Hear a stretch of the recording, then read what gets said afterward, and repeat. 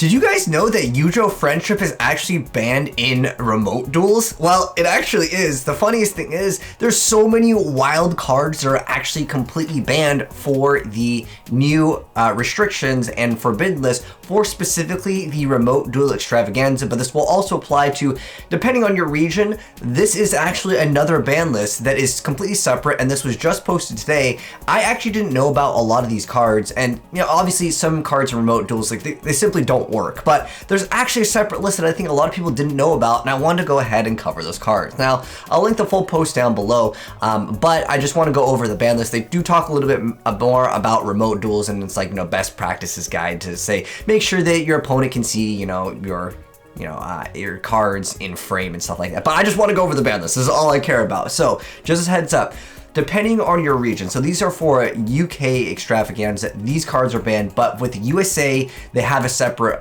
set of ban lists. So this is technically a completely separate ban list for those people that are interested in doing remote duels and participating in the extravaganza. I just want to go hop right into them, and probably the reasons why also. Some of them though, they will definitely surprise you, so make sure you guys stick around to the end, because some of these cards, you guys are gonna be like, what? Why is this even banned? Most of these cards people won't play, but some of them, they actually have some use, which we'll get into. Anyways, so first off, YuGiOH Friendship is actually banned. So what it requires you to do, you offer your opponent a handshake, and then if they accept the handshake, each player's life becomes half the combined life points of both players, and if you have unity and you show it to your opponent, they have to accept the handshake, which is really funny because, like, you could easily say, hey, do you agree? And they would just say yes or no. I don't know, for some reason, you have to have this confirmation of the handshake, I guess. I mean, they could just say no, right? Why not just ban unity? This is so what, like, who's gonna actually play this? I don't know, but I think it's funny that it's actually banned. Now, this one's really cool from, like, the anime. This is where, like, you put this card inside of your opponent's deck, and then as soon as they draw it, it inflicts some damage to them. But obviously, yeah, so, like, you're not gonna be able to, like, put that card in your opponent's, you know, deck. That's understandable, though, for sure. Like, the other one I think you could still get around with is just, like, you know, just agree or disagree, right? But they also become all insect-type monsters, which is really funny. But again, this is, like, understandable for sure. Next up, we have the Scrounging Goblin. So if this card inflicts battle damage to your opponent, they can hand you one card from their hand to negate this effect. Otherwise, you get to add one Goblin card from your deck to your hand, except for a Goblin fan. It's probably not going to see any play anyways, considering it only has 1,000 attack and it has to inflict damage to your opponent.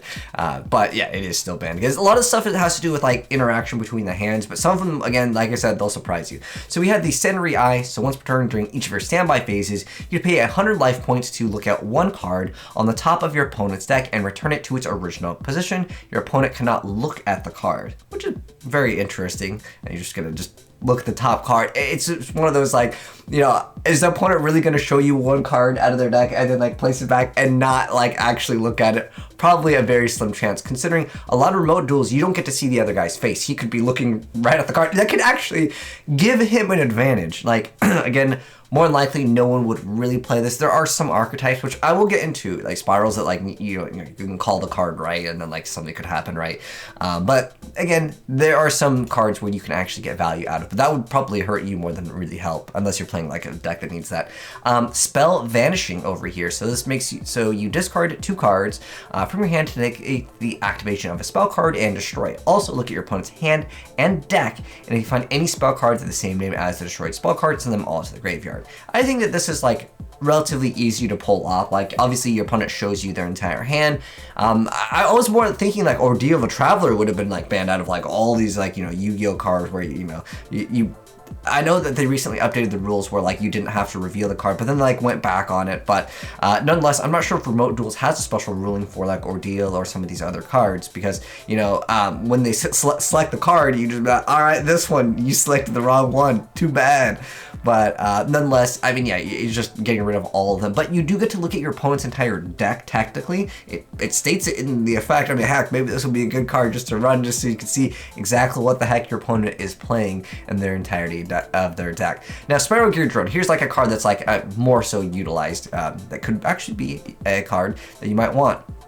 But it lets you look at the top 3 cards of your opponent's deck, and then you get to place them on the top of their deck in any order. I think that it's a relatively, like, fair effect, like, in terms of, like, I think this one could work. It's kind of like duality, right? You're revealing like the top 3 and then you just tell your opponent what order that they would be in. I think this one could definitely work. Again, some of the ones where it like involves the deck, but yeah, this card's banned. Now, this one has for the British, they actually have this unbanned. Like there are, again, you have to check your region because there's wild effects. So this is Jack in the hand. You reveal 3 level 1 monsters with different names from your deck. Your opponent adds 1 to their hand, and you add 1 to your hand, and then you shuffle the 3rd into the deck. You can only activate 1 Jack in the hand per turn. If any of you guys, you know, play decks that revolve level 1 monsters, this is actually a really good card. Like, it actually is viable, and this is where I'm like, how do you even really do that? But it is banned and unbanned, and depending on your region. Again, wild stuff. Now, this is another card where it definitely is a card that you can definitely, like, it's a good card too. It's not like Parasite or something where it's like YuGiOH Friendship, where like no one's gonna play. This card did see a ton of play in a lot of different decks, but this is Magical Contract Door. You add 1 spell card from your hand to your opponent's, and then you get to add 1 level 7 or 8 dark monster from your deck to your hand. Obviously, yeah, it's like a very viable effect, but giving your opponent the spell is kind of weird. And that's why it's banned. I can kind of understand that. Next up, though, we have Old Mine. You look at 1 random card in your opponent's hand, then apply 1 of the following effects. Discard both that opponent's card and 1 card from your hand of the same type, monster, spell, and trap. Then add this card from the field to your opponent's hand. And if you do, draw 1 card, and then it says lose 1,000 life points. You can only activate 1 Old Mine per turn. Obviously, again, a lot of the interaction has to do with like giving your opponent's cards or seeing some of the stuff. Next up, we have Grave Robber. You select 1 spell card from your opponent's graveyard. You can use it as your hand until the end of the turn. If you use it, you take 2,000 points of damage. So I'm guessing like, you only keep that card in your hand until the end of the turn. It says you can use it as your hand. Some cards or some archetypes, they will have like revealed this amount of cards. But if you also think about it, if you use like, let's say you use that, you can use it as your hand, then you Magical Mallet it. Like, what actually happens? I don't know, man. That's where it gets a little bit complex, and that's probably why they're just like, you know what, no one's gonna really run it. But it's not like that terrible of a card. Next up, we have Gold Moon Coin. You get to add 2 cards from your hand to your opponent's hand, then draw 2 cards. You can only activate 1 per turn. It's just used for some ridiculous cheese stuff. There's not very many like actual like great uses of this card. I mean, there's a troll thing that you can do where you actually Exodia by giving it to your opponent. It's again, it's just troll stuff. Most of the stuff is just troll. Next up, we have Diabolos, a King of the Abyss. So it cannot be special summoned, and if you tribute summon this card, the tributes must be dark. It cannot be tributed by card effects while face up on the field. Once per turn during your opponent's draw phase, before their draw, you get to look at the top card of your opponent's deck, and if you do, place that card on either the top or the bottom of their deck. So basically, you get to force if it's a good card. I think this card could work too. Obviously, you know, you have to rely on your opponent being honest and like, you know, putting it in the proper spot. But nonetheless, that is a card. Again, it's probably a card people won't use. This is another card people probably won't use. But I don't get this. I don't actually understand why Ancient Telescope is banned. It doesn't make sense to me. You get to see the top 5 cards of your opponent's deck, but you return the cards to the deck in the same order. So, like, it's just like reveal 5, put them all back in the same order. Why is this card banned? Again, most of these cards, no one's going to be using it. Heck, this card is so old, it doesn't even say spell card. It says magic card on it, which obviously eventually got changed. Blizzard Warrior over here. So this card destroys an opponent's monster by battle.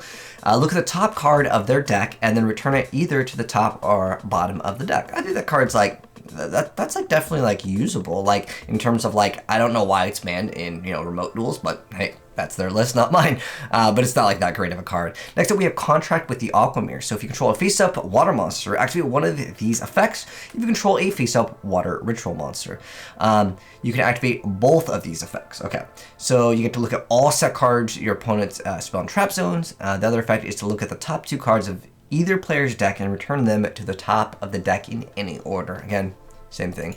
Next up, we have Dark Scorpion. The Dark Scorpion's banned too, man. All right, so what does this card do?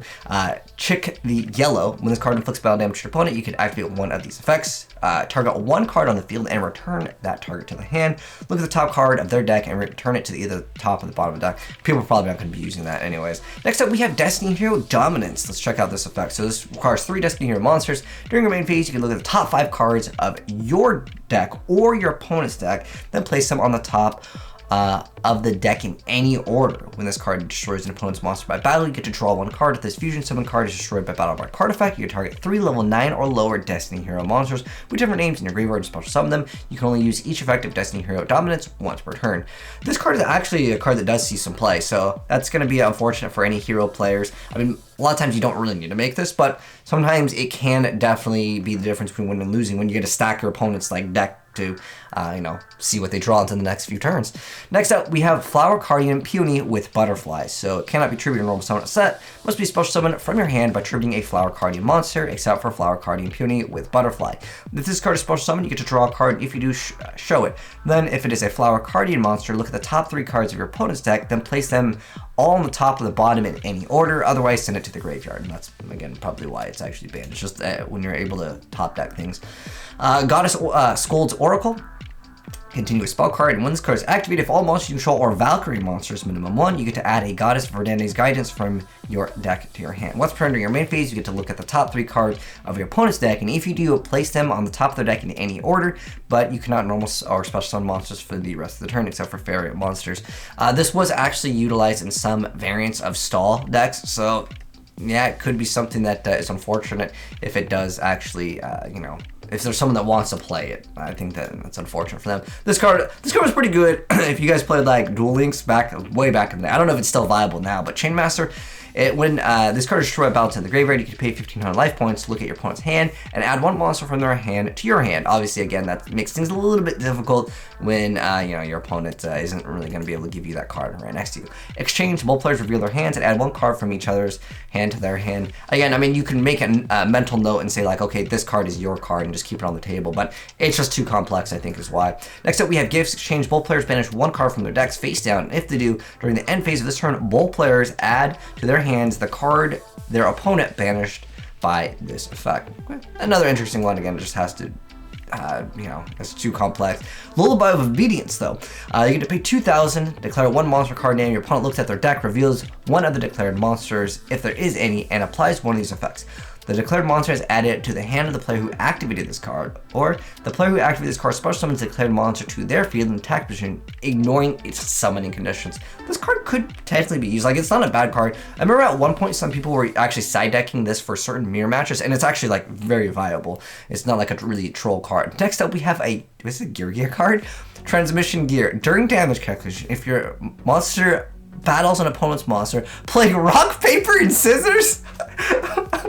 Make the losing player banish the battling monster they control face down. Dude, that's too good. They banned rock, paper, and scissors from remote duels. Why? Why is this actually? I think this is the funniest thing is YuGiOH friendship. But rock, paper, and scissors is banned? Like, they're like, okay, we can't have them play rock, paper, and scissors. Why? Does anyone else think that that's so wild? That, like, yeah, you cannot use that card. The Transmission Gear is banned, indeed. But keep in mind, again, depending on your region, like, for example, Jack in the Hand, is allowed for the bridge event. Like, that card is good. Now, like I said, a lot of these cards are probably not going to see actual play during remote duels, but it's just funny to see, you know, what they've done. Man, YuGiOH friendship, man. Rock, paper, and scissors, man. It's wild. But anyways, hope you guys enjoyed that fun video, as I actually didn't know about their separate ban list, and then the region ban list, and I think a lot of you guys probably didn't know that either. But anyways, hope you guys enjoyed that fun little video. If you did, drop a like on it. If you're new here and you want to see more YuGiOH content in the future, hit subscribe, turn on the bell, and you'll definitely see more very soon. Speaking of which, we should be getting that new TCG actual ban list, which probably won't have any of these cards relatively soon. But anyways, take care, and I'll catch you guys in the next video. And I'm out. Peace.